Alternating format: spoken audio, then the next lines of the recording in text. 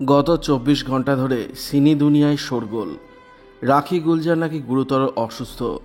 মঙ্গলবার বিকেল থেকে প্রবীণ অভিনেত্রী অসুস্থতার খবর ছড়িয়ে পড়েছে। এমনকি নেট পাড়ায় এও খবরও উঠে গিয়েছে যে রাখি গুলজার নাকি মৃত্যুশয্যায়। তারপর থেকেই উদ্বিগ্ন তার স্বজন পরিজন এবং অনুরাগীরা। সত্যি কি রাখি গুলজার অসুস্থ? এবার এ প্রসঙ্গে মুখ খুললেন শিবপ্রসাদ মুখোপাধ্যায়। বুধবার সকালেই মুম্বাইয়ে পৌঁছেছেন তিনি। পরিচালক সাফ জানালেন, পুরো বিষয়টাই গুজব। রাখি গুলজারের সঙ্গে প্রায় নিত্যদিনই কথা হয় তাঁর। প্রবীণ অভিনেত্রী সম্পূর্ণ সুস্থ রয়েছেন। শিবপ্রসাদ জানান, কাজ ছাড়াও রাখি গুলজারের সঙ্গে কথা হয় তাঁর।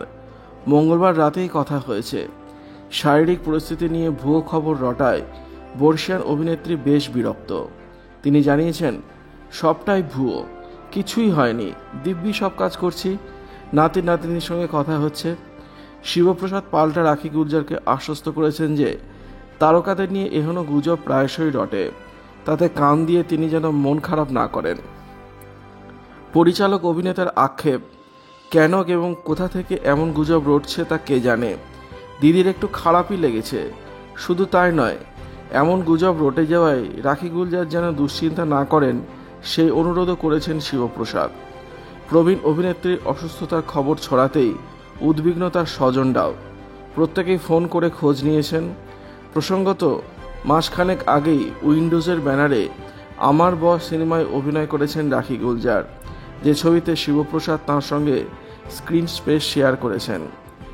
গত জানুয়ারি মাসে 20 দিনের শিডিউলে কলকাতায় শুটিং করে গিয়েছেন রাখি গুলজার।